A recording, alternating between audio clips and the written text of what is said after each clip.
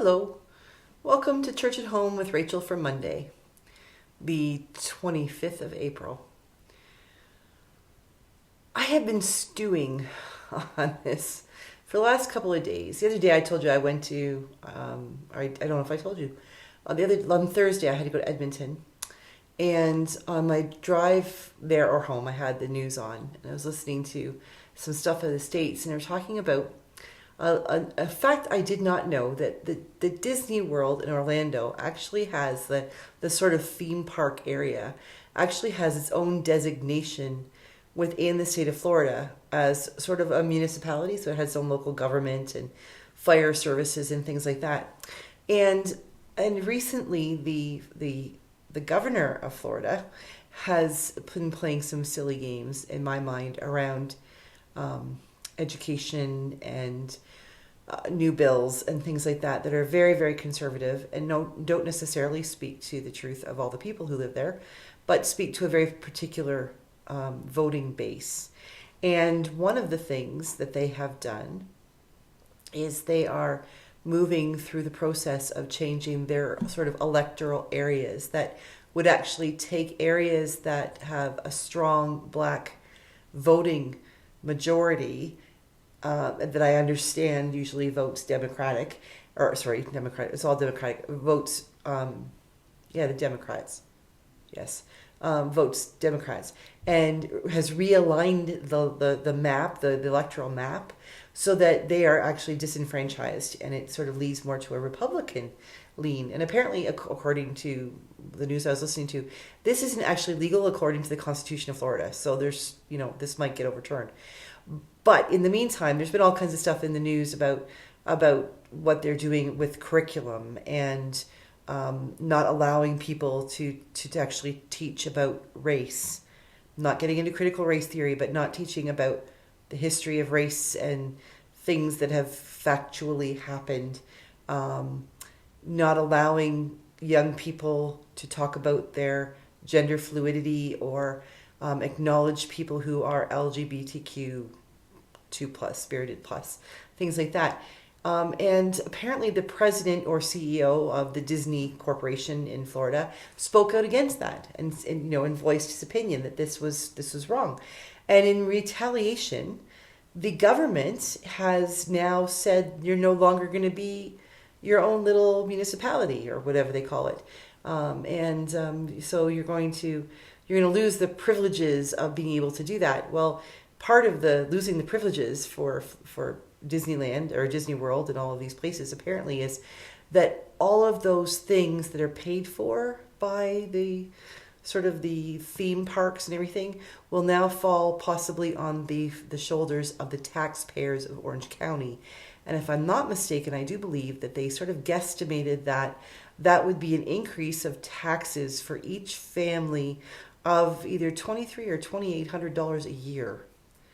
That's a lot of money. And it's not like they did this quietly and it just happens to be at the same time as the CEO or president of Disney World spoke out against the government's decisions around curriculum, etc.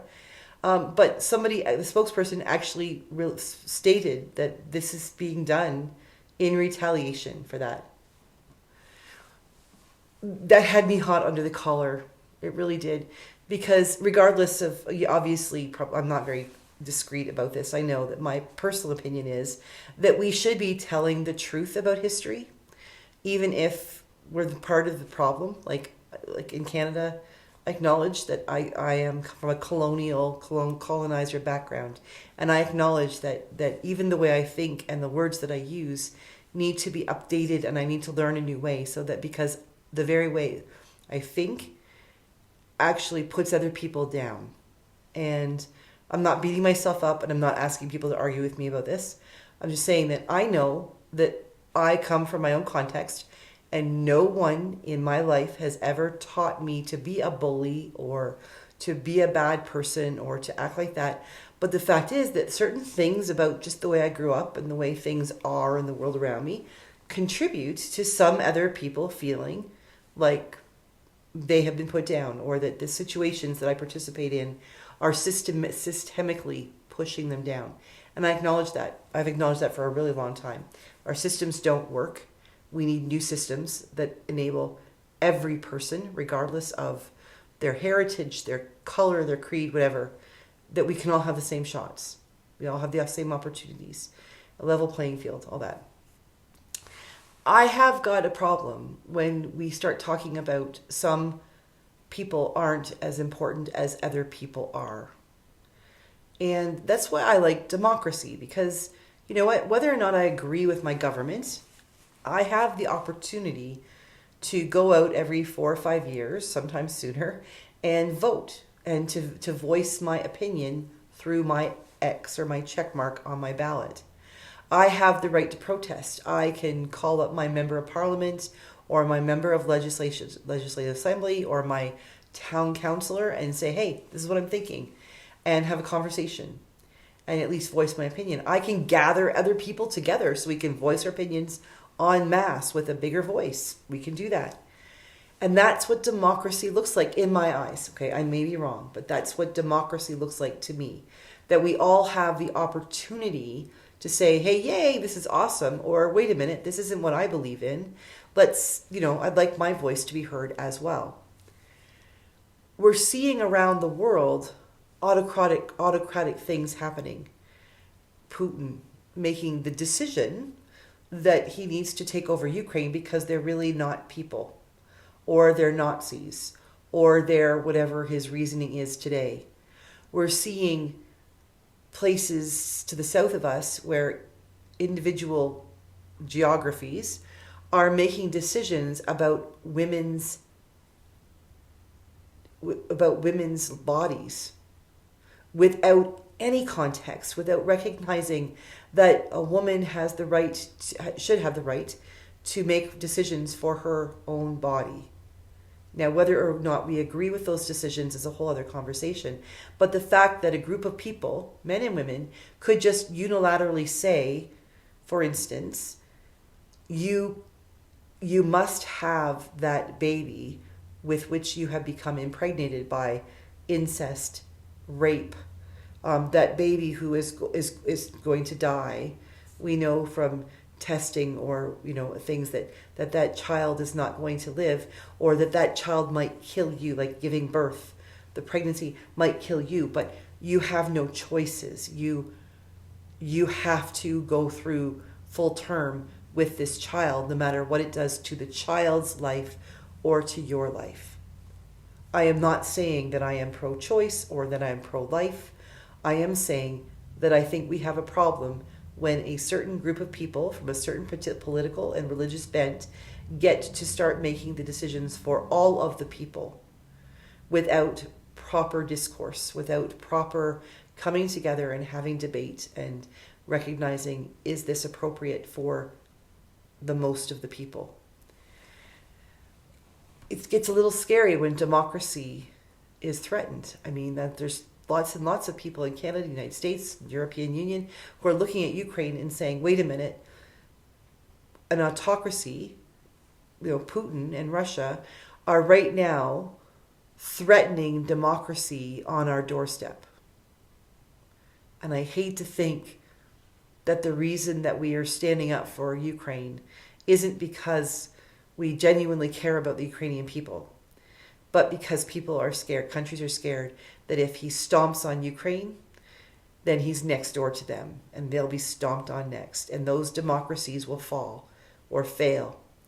And we are seeing more and more countries around the world where that democracy isn't looking much like democracy anymore.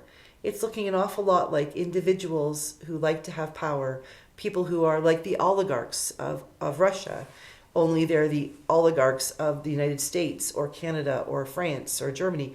The people who have the money, who can influence with power and can influence power, are then decisions are being made by them for all the people of the world, rather than the people of the world having a chance to stand up and say, wait a minute, I believe in democracy.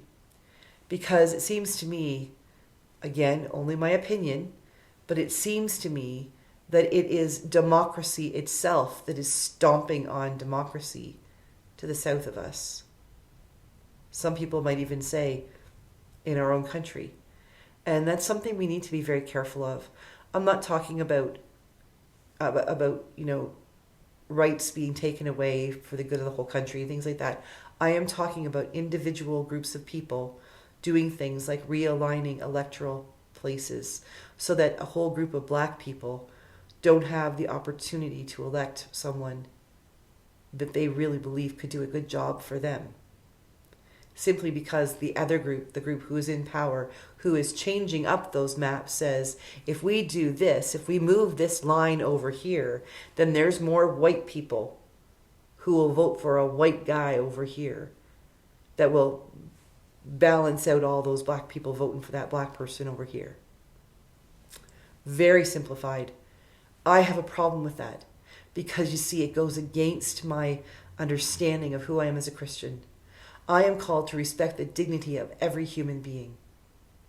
And when I determine or I see other people in the name of Jesus, in the name of Christ, stating that those other people don't have enough dignity, that I need to stand up for them, or they're trampling on my dignity, they don't agree with how I think, so therefore they're not important, that's contrary to who we are as Christians. So, yeah, that's what I've been thinking about. That's what I'm concerned about. And I don't know what to do with that. I know it's south of the border. But you know what? The people in Ukraine, when they watched Crimea get walked all over, they might have been thinking at first, well, that's Crimea. But then it didn't take very long before that big boot was coming down on top of them. How long until we begin to lose the very things that we hold dear to us?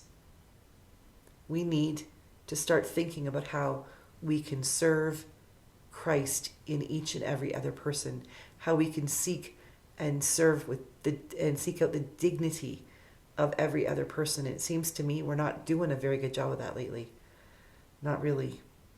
So just something to think about. God bless. Have a great day. See you tomorrow.